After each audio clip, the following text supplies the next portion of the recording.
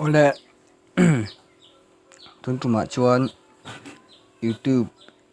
subscriber te viewers te likers te nei tamdan ale leidan kanjur hawanga hi application ania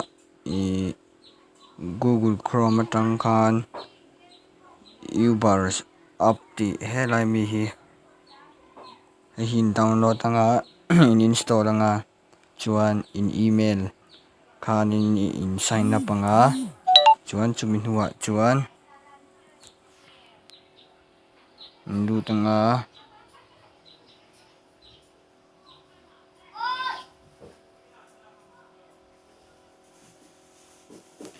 Google Play Store ra jok Uber app hin download nia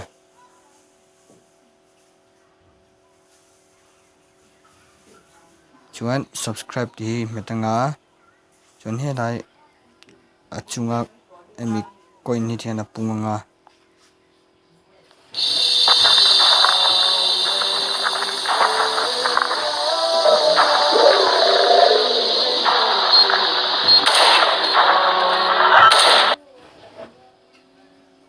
sangkhat ja ania chuan heta anhuia hian lai hian kan du tang hei subscriber ania sangkhat coin sangkhat zarukin subscriber som le view som ania sangli in subscriber ni nga le view ni nga dikhan in jek jela chuan like agam penga hian sang coin sangkhatin liker som le view som dikhan ania ta view ania coin sangkhatin view som ni sang ni jali in view som nga dikhan a lei theya chuan heta kan channel URL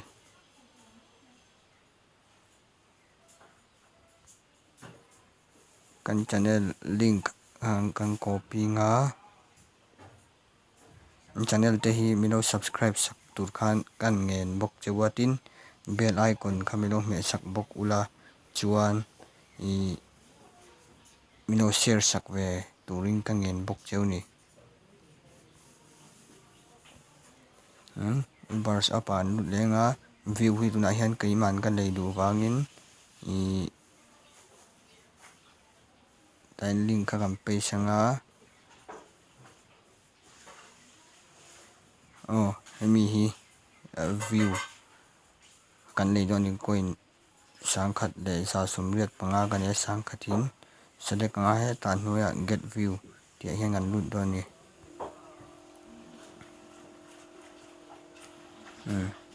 coin sa sumriat panga che kan nei to a ku tuna kalme ka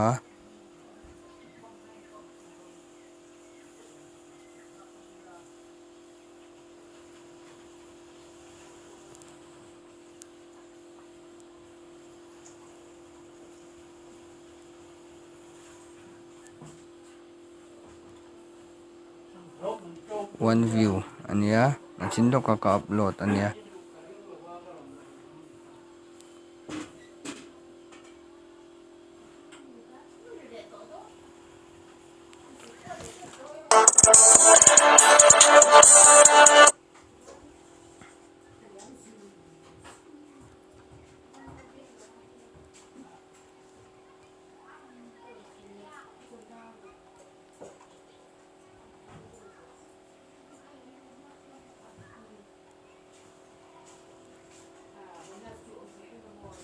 tikwan kuku akal zowa view kha kan ama in lo pung to mai do nei hi watch time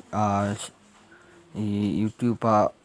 public watch hour sangli require khan hemi hi arin theya hemi hi apung hemi pun hian public watch hour kha pung ve sel lon tin hi